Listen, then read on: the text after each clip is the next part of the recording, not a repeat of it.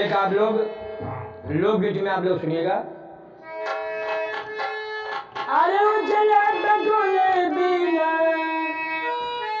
और उजले बगुल बिना पिपरू न सोहे कोयला बिना बगिया ना सोहे राजा कोयला बिना बगिया ना सोहे राजा कोयला बिना उजले बगुल बिना पिपरू न सोहे कोयला बिना बगिया ना सोहे राजा कोयला बिना बगिया ना सोहे राजा कोयला बिना बगिया ना सोहे राजा कोयला बिना बगिया ना सोहे राजा कोयला बिना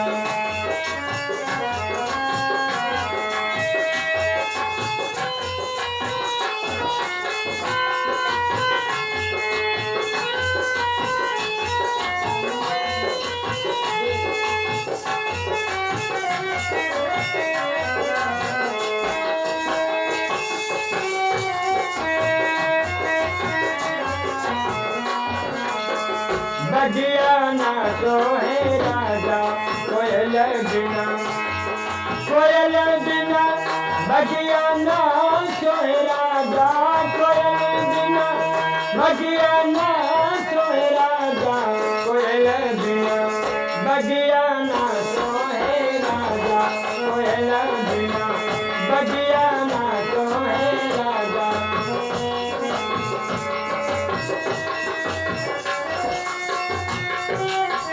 भाई भतीजा बिना नैयर न सोए भाई भतीजा बिना नैयर न सोए भाई भतीजा बिना भाई भतीजा बिना अरे भाई भतीजा बिना नैयर न सोए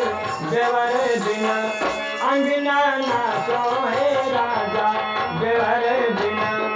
अंगना ना सोए राजा देवर बिना अंगना ना सोए राजा देवर बिना अंगना ना सोए राजा देवर बिना अंगना ना सोए राजा देवर बिना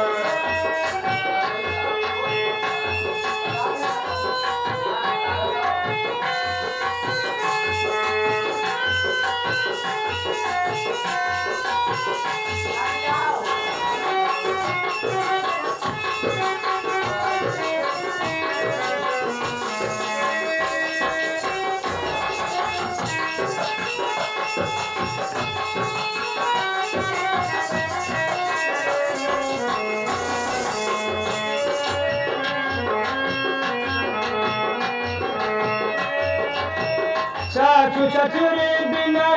ससुर न सोए सासु ससुर बिना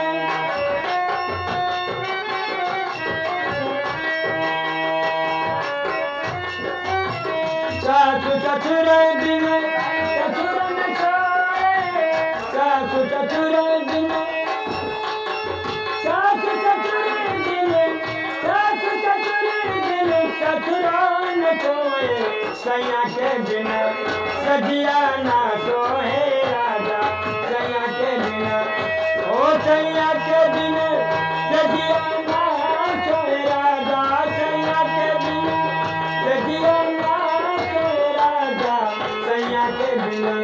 सजिया ना सोहे राजा कोयल बिना बगिया ना सोहे राजा कोयल बिना कोयल बिना बगिया ना सोए राजा कोयल बिना बगिया ना सोए राजा कोयल बिना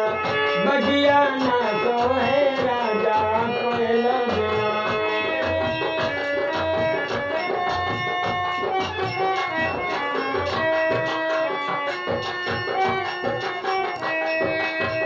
लाल सिंदूरी बिना नदिया न सोए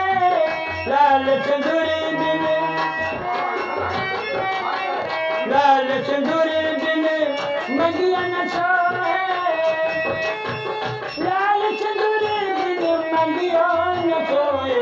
बालक बिना गोदिया ना सोए राजा बालक बिना ओ बालक बिना गोदिया ना सोए राजा बालक बिना गोदिया ना सोए राजा कोयल बिना बगिया ना सोए राजा कोयल बिना बगिया ना सोए